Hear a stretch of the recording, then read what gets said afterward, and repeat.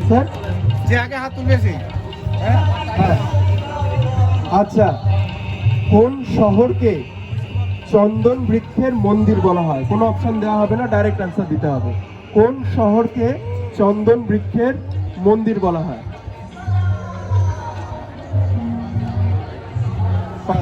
দুজনেই পাস করছে।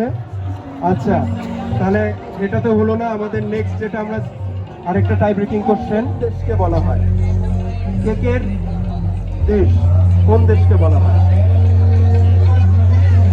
Land of cake. হ্যাঁ, আমরা চলে আসছি দ্বিতীয় কুইজ রাউন্ডে। সকলের জন্য কোশ্চেন থাকবে এবার। স্মল পক্স বা গুটি বসন্তের টিকা কে আবিষ্কার করেছে?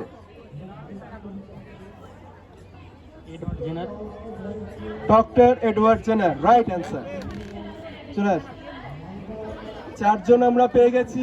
এবার লাস্ট কে আসে দেখা যাক। ঐতিহাসিক হেনরি এলিয়ট সুলতানি যুগের আকবর কাকে বলেছেন? ঐতিহাসিক হেনরি এলিয়ট সুলতানি যুগের আকবর কাকে বলেছেন? রাইট অ্যান্সার, পিওর সাথী। আমাদের দ্বিতীয় রাউন্ড শুরু হয়ে গেছে। তো দ্বিতীয় রাউন্ডের নেক্সট লেভেলে শুরুর আগে আমরা একটু দু চার কথা বলে নিই যে এই যে আমরা এখানে স্টল দিয়েছি, এটা হচ্ছে মালদা কলেজের স্টল।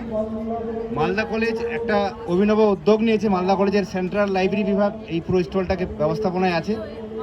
যারা মালদা কলেজের প্রাক্তন ছাত্র বা অন্যান্য ইনস্টিটিউটে যারা পড়াশোনা করছে বা যারা লাইব্রেরি ব্যবহার করতে ইন্টারেস্টেড, এতদিন আমাদের মালদা কলেজ যেহেতু প্রায় 80 বছর হতে চললো, আমরা 2019 সালেই 75 বছর পূর্ণ করেছি। হিউজ কালেকশন রয়েছে, অনেকেই এই মালদা কলেজের যে রিসোর্সগুলো সেগুলো অনেকেই ব্যবহার করতে চায়। তো আমরা এই স্পেশাল রিডার মেম্বারশিপের মাধ্যমে সেটা সকলের জন্য খুলে দিয়েছি, যে কেউ আমাদের মেম্বারশিপ নিতে পারে। এছাড়া মালদা কলেজের যা যা প্রকাশনীগুলো আছে সেগুলো আমরা এখানে ডিসপ্লে করছি, আপনারা সেগুলো দেখতে পারেন। এবং যারা মালদা কলেজের প্রাক্তন ছাত্র, আমাদের যে অ্যালামনি বিল্ড আপ ড্রাইভ, তার একটা স্পেশাল উদ্যোগ নেওয়া হয়েছে।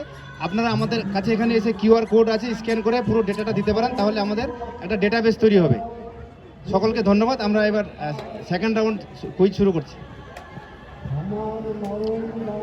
আচ্ছা, আপনাদেরকে বলে দিই যে কাগজ দেওয়া হয়েছে, সেখানে আপনারা আপনাদের ডিটেলসটা দিয়ে দিন। আমি যে কোয়েশ্চেন করব তার 4টে করে অপশনস থাকবে।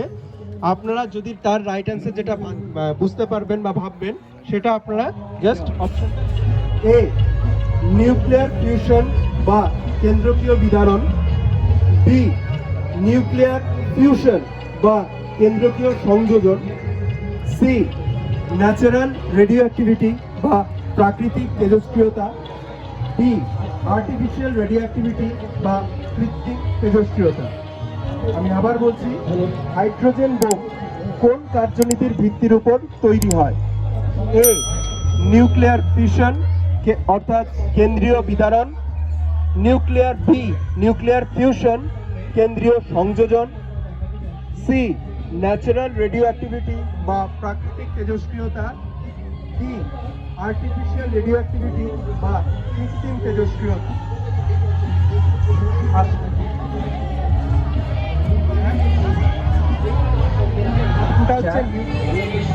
ব্রোঞ্জে কি থাকে?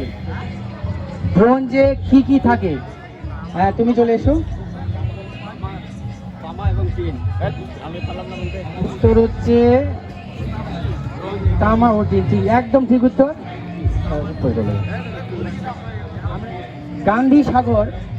গান্ধী সাগর অভয়ারণ্য কোন রাজ্যে অবস্থিত? আপনি আসুন, দর্শক পাওয়া গেছে একজন, বলেন।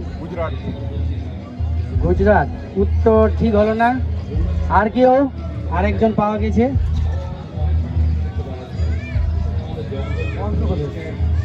না, এখনো সঠিক উত্তর নেই। না, হলো না। আচ্ছা, নেক্সট। হ্যাঁ, আরেকজন হাত তুলেছেন। যতক্ষণ না আমরা সঠিক উত্তর পাচ্ছি ততক্ষণ চলতে থাকবে।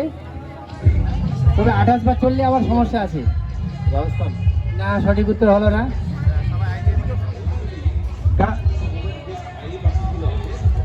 এবার নেক্সট প্রশ্ন যাচ্ছি, সেই প্রশ্নটা অলরেডি ওভার হয়ে গেছে।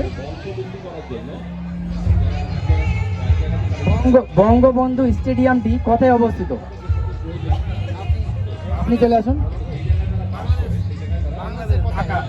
ঢাকা, একদম ঠিক উত্তর। আপনি চলে আসুন, মঞ্চে চলে আসুন।